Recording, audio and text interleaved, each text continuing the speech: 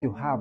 People might ignore you, people might pull you down, but I want to tell you that if you're spiritually matured and you are grown in the spirit, you are not going to let that back you down. So Bartemeous was never moved by that. And when Jesus called him, Jesus asked him, "What do you want me to do for you?" Bartemeous, what do you want me to do for you? It could be you, and Jesus is asking you.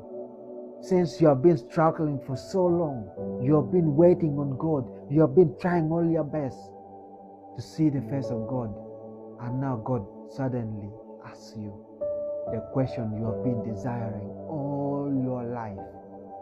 For all your life, can you imagine someone who might have stayed 35 years blind, or even 25 years blind? Damn, that's a lot of years. And suddenly, all those years, you are hearing a message from Jesus is asking, "What do you want me to do for you?" I know some of you might be speechless at that time, because that's the best question someone could ask you.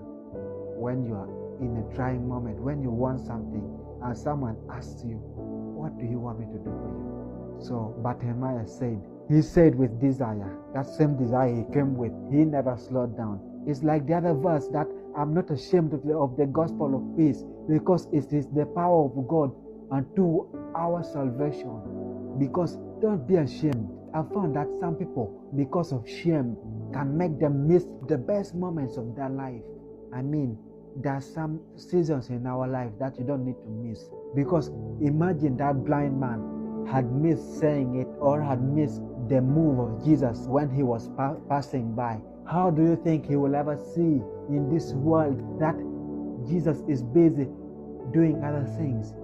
How do you think he was going to be helped in this world? The thing was that Bartemeous was going to remain the same way he was. Nothing was going to change about his life until he dies. If he had not taken that opportunity well, Bartemeous was going to be the same person whom he was 30 years ago, 20 years ago, if he had not taken the opportunity well. Some of us, the opportunities are coming around us, but we are not grabbing it with force. Bartemeous knew the force he had to make, and he was determined, because he knew that this is an opportunity that I will never get in my entire life. So Bartemeous was focused. In my life, I must achieve this. In my life, I must build a house. In my life, I must achieve this and this.